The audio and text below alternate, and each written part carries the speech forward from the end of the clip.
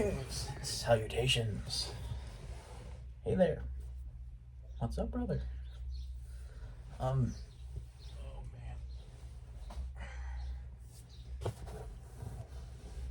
I miss Kenzie. You're at work right now. It's okay.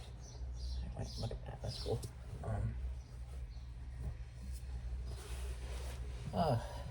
Boy. Then a good bit of reading. Got a good bit more to go.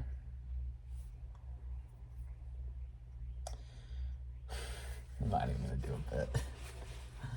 Ender's Game! Yay! Hey, at least I got third.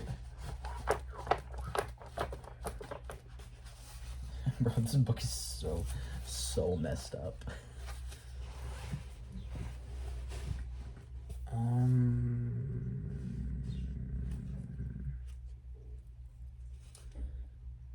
As soon as each soldier had a bunk, Ender ordered them to put on their flash suits and come to practice. We're on the morning schedule, straight to practice after breakfast. Officially, you have a free hour between breakfast and practice. We'll see what happens after I find out how good you are. After 3 minutes, though many of them still weren't dressed, he ordered them out of the room. But I'm naked, said one boy. Dress faster next time. 3 minutes from the first call to running out the door. That's the rule this week. Next week, the rule is 2 minutes. Move! It would soon be a joke in the rest of the school that Dragon Army was so dumb that they had to practice getting dressed. 5 of the boys were completely naked, carrying their flash suits as they ran through the corridors. Few were fully dressed. They attracted a lot of attention as they passed open classroom doors. No one would be late again if he could help it.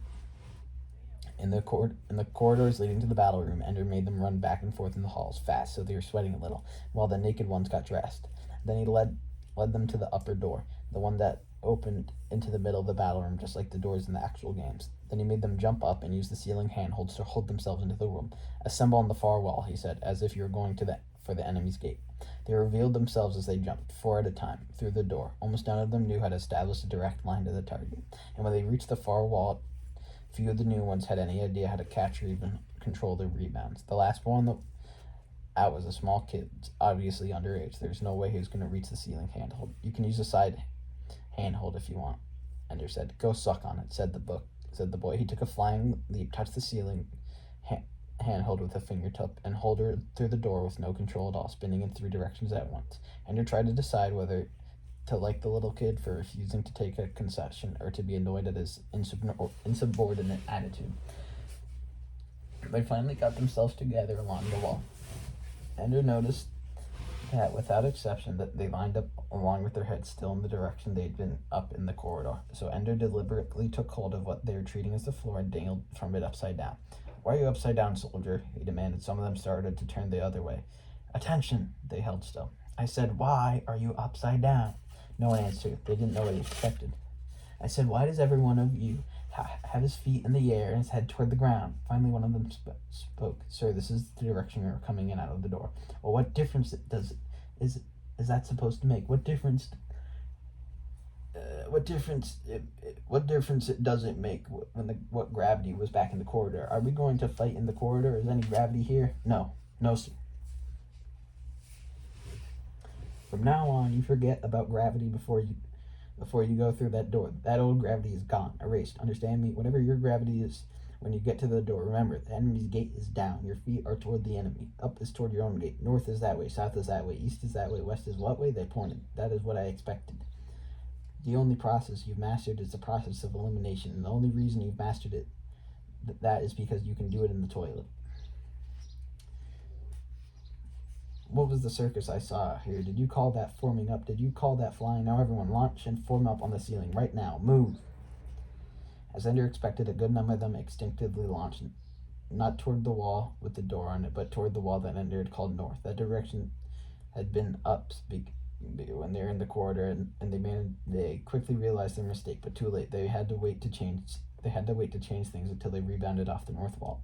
In the meantime, Ender was mentally grouping them into slow learners and fast learners. The little kid, the one who had been last at the door, was the first to arrive at the correct wall, and he caught himself adroitly, and they had been right to advance him. He'd do well. He was also cocky and rebellious, and probably resented the fact that he'd been one of the ones Ender had sent naked through the corridors. You, said Ender, pointing at the small one. Which way is down? Toward the enemy door. The answer was quick. It was also surly, as if to say, okay, now get on with the important stuff. Name, kid? The soldier's name is Bean, sir. Get that for the size or for brains. The other boy laughed a little. Well, Bean, you're right. You're right onto things. Now listen to me, because this matters. Nobody's going to get through that door without a good chance of getting hit. In the old days, you had 10, 20 seconds before you even had to move. Now, if you aren't streaming out of the door when the enemy comes out, you're frozen. Now, what happens when you're frozen? You can't move, so one of the boys. That's what frozen means, but what happens to you? It was Bean, not intimidated at all, who answered intelligently. You keep going in the direction you started him at the speed you were going when you were flashed. That's true. You 5. They're on the end. Move. Startled. The boys looked at each other. Ender flashed them all. The next 5 moved. They moved. The Ender flashed them too, but they kept moving, heading toward the wall. The first 5, though, were drifting uselessly near the main group.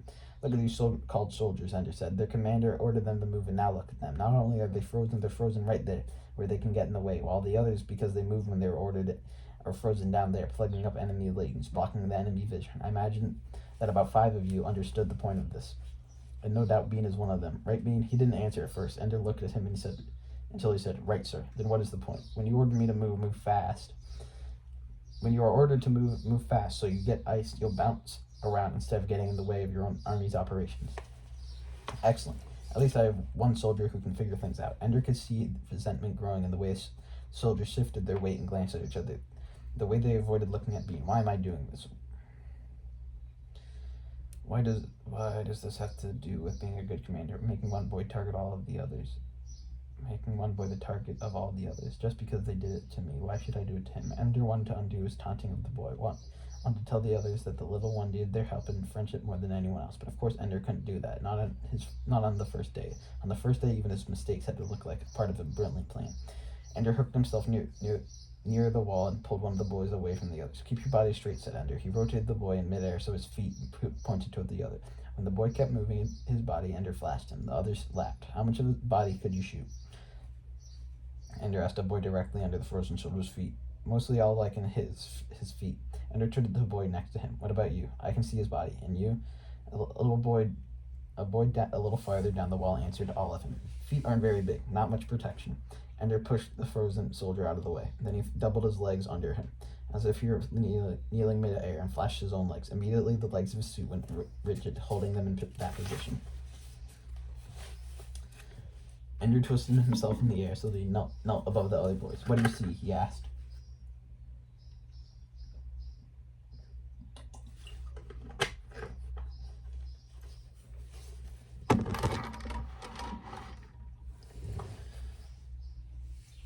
What do you see? He asked. A lot less, they said. Ender thrust his gun between his legs. I can see fine, he said, and proceeded to flash the boys directly under him. Stop me, he shouted. Try and flash me. They finally did, but not until he'd flashed more than a third of them. He thumbed his hook and thawed them and every other frozen soldier. Now, he said, which way is the enemy's gate? Down. And what is our attack position? Some started to answer with words, but Bean answered by flicking himself away with his legs doubled under him, straight toward the opposite wall, flashing between his legs all the way. For a moment, Ender wanted to shout at him, to punish him. Then he caught himself, rejected the ungenerous impulse. Why should I be so angry at this little boy? Is Bean the only one who knows how? Ender shouted. Immediately, the entire army pushed off toward the opposite wall, kneeling in the air, firing between their legs, shouting at the top of their lungs. There may be a time, thought Ender, when this is exactly the strategy I'll need. 40 screaming boys in an unbalancing attack. When they were all at the other side, Ender called for them to attack him. All at once. Yes, Ender thought, not bad. They gave me an untrained army with no excellent veterans, but at least it is a crop of fools. I can work with this. When they were assembled again, laughing and exhilarated, Ender began the real work. He had them freeze their legs in the kneeling position. Now, what are your legs good for in combat?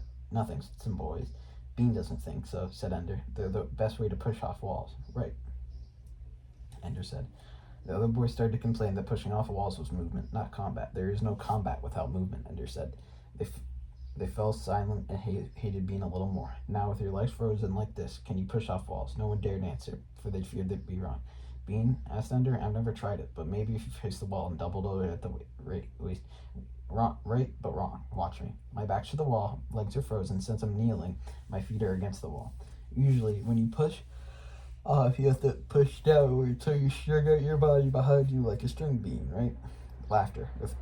But with my legs frozen, I pretty much use the same force pushing downward from the hips and thighs Only now it pushes my shoulders and my feet backward, shoots out my hips. And when I come loose, my body's tight, nothing stringing out behind me. Watch this. Ender forced his hips forward, which shot him away from the ball. In a moment, he readjusted his position and was kneeling, legs downward, rushing toward the opposite wall. He landed on his knees, flipped over on his back, and jackknifed off the wall on the opposite in another direction. Shoot me, he shouted at the boys. Then he set himself spinning in the air as he took a course roughly parallel to the boys along the far wall. Because he was spinning, they couldn't get a continuous speed on him. He thought his suit and looked himself back to them. That's what we're working for the first half hour today. Build up some muscles you didn't know you had. Learn to use your legs as a shield and control your movement so you can get that spin. Spinning doesn't do any good up close, but far away, they can't hurt you if you're spinning. At that distance, the beam has to hit the same spot for a couple of moments. And if you're spinning, it can't happen. Now brace yourself and get started. Are you going to assign lanes? Asked a boy. No, I'm not going to assign lanes. I want you bumping into each other and learning how to deal with it all the time, except when we're practicing formations, and then I'll usually have you bump into each other on purpose. Now move. When he said move, they moved. Ender was the last one out after practice.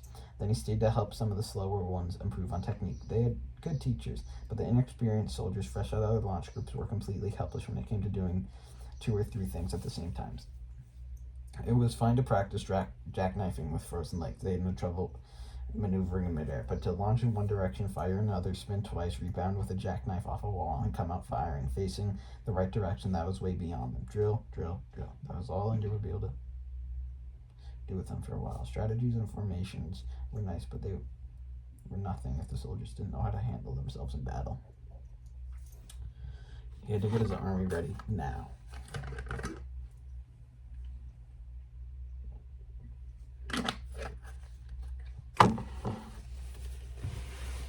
He was early at being a commander, and the teachers were changing the rules now, not letting him trade, giving him no top-notch veterans. There was no guarantee they'd give him the usual 3 months to get his army together before sending them into battle. At least in the evenings, he had Alive and Shen to help him train his new boys. He was still in the corridor leading out the battle room when he found himself face to face with little Bean. Bean looked angry. Ender didn't want his problems right now. Ender didn't want problems right now. Oh, Bean. Oh, Ender. Pause. Sir, Ender said softly. I know what you're doing, Ender, sir, and I'm warning you. Warning me? I can be the best man you've got, but don't play games with me, or what? Or I'll be the worst man you got. One or the other. What do you want? Love and kisses? Ender was getting angry now. Bean looked unworried. I want a tune. Ender walked back to him and still looking into his eyes. Why should you get your tune? Because I know what to do with it. Knowing what to do with a tune is easy. It's getting them to do it that's hard. Why would any soldier want to follow a little pinprick like you? They used to call you that, I hear. I hear Boneso Madrid still does. I ask you a question, soldier, if you don't stop me. Ender, I'll earn the respect, sir, if you don't stop me. Ender grinned. I'm helping you. Like hell, said Bean. Nobody would notice you except to feel sorry for the little kid. But I made sure they all notice you today. They'll be watching every move you make, and all you have to do to earn respect now is be perfect. So I don't even get a chance to learn before I'm being judged. Poor kid, nobody's treating him fair. Ender gently pushed Bean back against the wall. I'll tell you how to get a tune. Prove to me you know what you're doing as a soldier. Prove to me you know how to use other soldiers, and then prove to me that somebody's willing to follow you into battle. Then you'll get your tune, but not bloody well until. Bean smiled. That's fair. If you actually work that way, I'll be a tune leader. If you actually work that way, I'll be a tune leader in a month. Ender reached down and grabbed the front of his uniform and shoved him into a wall. When I say I work a certain way, Bean, then that's the way I work. Bean just smiled. Ender let go of him and walked away. When he got to the room, he lay down on his bed and trembled. What am I doing? My first practice session, I'm already bullying people the way Boneso did. And Peter, shoving people around, picking on some poor little kids so the others have somebody they all hate. Sickening. Everything I hated in a commander, and I'm doing it.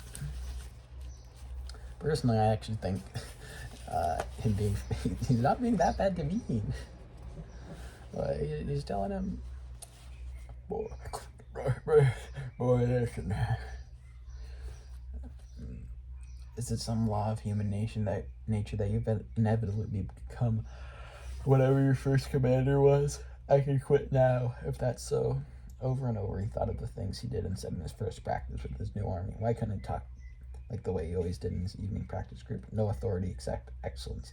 He never had to give orders, just made suggestions, but that wouldn't work, not with an army. His informal practice group didn't have to learn to do things together. They didn't have to develop a group feeling. They never had to learn how to hold together and trust each other in battle. They didn't have to respond instantly to commands. And he could go to the other extreme too. He could be lax and incompetent as Rose the Nose if he wanted. He could make stupid mistakes. So no matter what he did, he had to have discipline, and that meant demanding and getting quick, decisive obedience. And he had to have a well-trained army, and that meant drilling the soldiers over and over again, long after they thought they had mastered a technique, until it was so natural to them that they didn't have to think about it anymore. But what about this thing with Bean? Why had he gone for the smallest, weakest, and possibly the brightest of the boys? Why had he done to Bean what had been done to Ender by commanders that he despised? Then he remembered that it hadn't begun with his commanders. Before Rose and Bonesaw were treated with contempt, he had been isolated in his launch group, and it wasn't Bernard who began that either. It was Graff. It was the teachers who had done it. It wasn't an accident. Ender realized that now. It was a strategy. Graff had deliberately set him up to be separate from the other boys, made it impossible for him to be close to them, and he began now to suspect the reasons behind it. It wasn't to unify the rest of the group. In fact, it was divisive. Graff had isolated Ender to make him struggle, to make him prove that not only that he was competent, but that he was far better than everyone else. That he was the only one that was the only way he could win respect and friendship, and made him a better soldier than he ever would have been otherwise. It also made him lonely, afraid, angry, untrusting, and maybe those traits too made him a better soldier. Alas, I have to go. I have some work. Then I hope to keep reading after work. I don't know. Okay, I love you, Kenzie. I wish you a good night. Ooh, that's a nice girl. Hope you enjoy that. Okay. Bye-bye. Boo.